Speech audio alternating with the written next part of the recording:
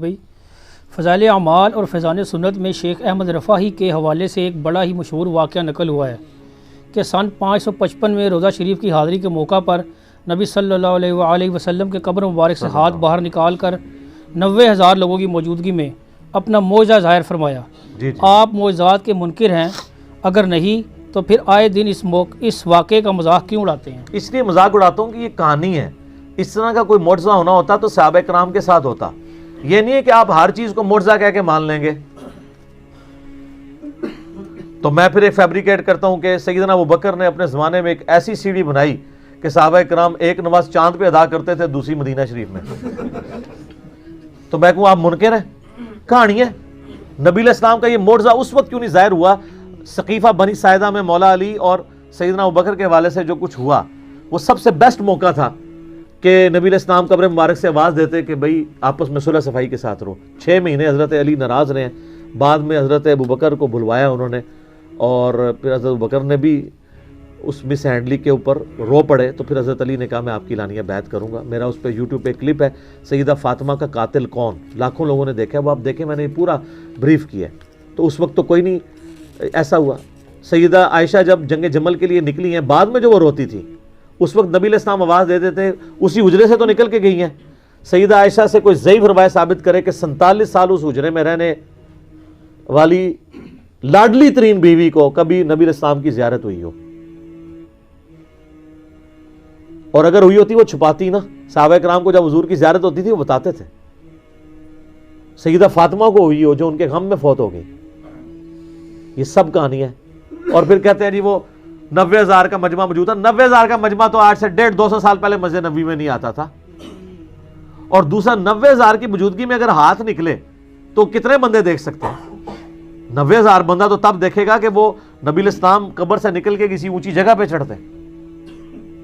وہ کہتے ہیں شیخ احمد رفاعی نے وہاں اشعار پڑھے کہ مصر سے میری روح آ کے آستان اقدس پہ حاضری دیتی تھی، اب جسموں کے ملاپ کی باری آئی ہے، اپنا ہاتھ نکالیں میں بوسہ دوں۔ تو اس کے برخلاف تو بخاری میں حدیث ہے 1010 کتاب الاستسقاء چیپٹر میں حضرت عمر کہتے ہیں اے اللہ جب تک تیرے نبی ہم میں موجود تھے انا کننا نتوسل الیک بنبینا، ہم تیرے نبی کے وسیلے سے تیری طرف متوجہ ہوتے تھے، اب ہم ان کے چچا کو لے کے آئے ہیں تو ان کی برکت سے دعا سے بارش نازل فرما دے تو بارش نازل ہو جاتی۔ حضرت عمر تو نہیں گئے ہیں کہ یا رسول اللہ آپ کی مبارک زندگی میں بھی آپ کی مبارک انگلیوں سے پانی کے چشمے جاری ہوتے تھے۔ اور مسلم شریف میں ہے کہ حضرت عمر کے مشورے پہ ایک دفعہ ایسے ہوا تو وہ کہتے ہیں کہ میں نے خود بھی دیکھا ہے، آپ نے پہلے بھی میرے مشورے پہ ایسا معجزہ آپ سے ظاہر ہوا تھا، تو ہاتھ مبارک قبر سے باہر نکالیں، ہم یہ پیالہ لے کے آئے تو پانی کے چشمے جاری ہو جائیں۔ ان کو پتا تھا نبی علیہ السلام سے وفات کے بعد اب یہ کمیونیکیشن نہیں ہو سکتی، ہمارا درود و سلام پہنچتا ہے۔ سن نسائی میں حدیث ہے زمین میں کچھ فرشتے سیاحت کرتے ہیں، میرے امتیوں کا سلام میرے تک پہنچاتے ہیں، جو ہم پڑھتے ہیں السلام علیکم ایھا النبی صلوات بر محمد و آل محمد اللہم صلی علی محمد و علی آل محمد۔ کسی بابے ہوتے درود نہیں ہوتا سرکار۔ ہاں جی اچھا، پھر ابو داؤد میں حدیث ہے اور امام ابو داؤد نے اس کے اوپر باب باندھا ہے، قبر رسول کی حاضری والے چیپٹر میں سے لے کے ہیں کہ جو بندہ نبی علیہ السلام پر سلام عرض کرتا ہے، اللہ تعالیٰ نبی علیہ السلام کی روح کو متوجہ کرتا ہے، لوٹا دیتا ہے، وہ سلام کا جواب بھی دیتے ہیں۔ کہتے ہیں دیکھیں جی ثابت ہو گیا۔ تو اس سلام کے جواب کی آواز آتی ہے روضہ شریف پہ کسی کو؟ نہیں۔ تو جب آواز نہیں آ رہی تو ہمارا پہنچنا بھی برزخی، جواب دینا بھی برزخی۔ ورنہ آپ ہمارا پہنچنا کہہ رہے ہیں کہ فزیکل ہے کہ وہ سن رہے ہیں، پھر ان کا جواب بھی فزیکل ہونا چاہیے۔ کتنی انٹلیکچوئل بات ہے۔ یہ سب برزخی معاملات ہیں، اور یہ انہوں نے دین میں خود سے چیزیں داخل کی ہیں۔ ابو داؤد میں حدیث ہے میری قبر پہ میلہ مت لگانا، تم دنیا کے کسی بھی حصے میں درود پڑھو گے اللہ تمہارا درود میرے تک پہنچا دے گا۔ صلوات بر محمد و آل محمد اللہم صلی علی محمد و علی آل محمد۔ تو یہ شیخ احمد رفاعی والا واقعہ بالکل جھوٹا گستاخانہ واقعہ ہے۔ نبی علیہ السلام کو کوئی چیز مجبور نہیں کر سکتی۔ سورہ انبیاء کے اندر آیت ہے کہ جو دنیا سے چلا گیا اب قیامت تک دنیا میں واپس نہیں آئے گا۔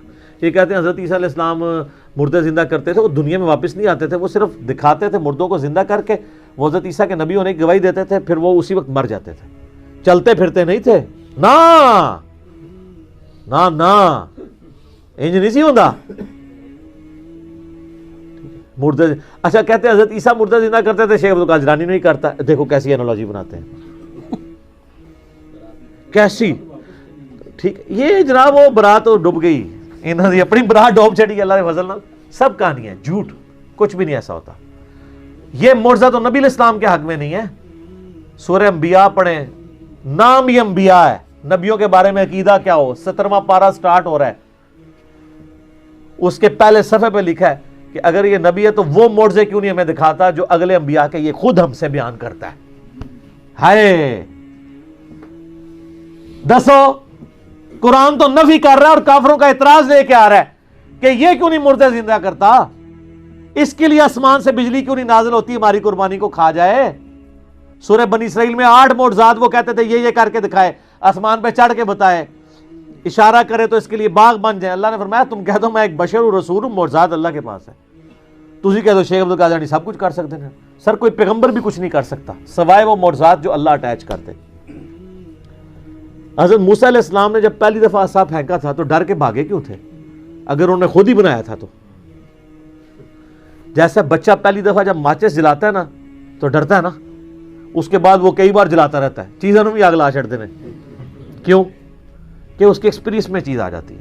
اگر حضرت موسیٰ نے خود عصا کو بنایا ہوتا اژدہا تو پہلی دفعہ ڈر کے نہ بھاگتے. پھر اللہ نے کہا نہیں ہاتھ لگا واپس آ جائے گا. اچھا, اس کے بعد پھینکتے تھے بن جاتا تھا. اور جب سمندری جھیل کے کنارے آئے مصر سے نکلتے ہوئے تو ساتھیوں نے کہا مروا تھا جے سرکار, پیچھے بھی موت, آگے سمندر وہ بھی موت. تو اس میں آتا ہے کہ حضرت موسیٰ علیہ السلام بھی دل میں خوف کھا گئے کہ اب میں کیا کروں. تو ہم نے موسیٰ کو وحی کی کہ یہ عصا پانی پہ مار راستہ بن جائے گا. تو خود کو نہیں تھا مار لیا انہوں نے. سر ان کو یہی پتا تھا کہ یہ عصا صرف اژدہا بنتا ہے, ان کو یہ نہیں پتا تھا کہ اس سے یہ بھی ہو سکتا ہے. اور سر وہ کر بھی لیتے, ہونا کچھ نہیں تھا, اس لیے کہ اللہ کا امر نہیں تھا. یہ سوئچ آپ آن کریں اور کرنٹ نہ ہو بیچ میں, تو جتنا مرضی سونا سوئچ لگا دو کچھ نہیں ہوئے گا.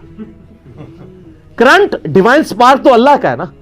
موسیٰ علیہ السلام چاہے جتنی بار مرضی سوٹا مار دے رستہ نہیں سی بننا جب تک اللہ نے اجازت نہیں دینی تھی. تو سر جب معجزات کا یہ حال ہے تو بابے کتھے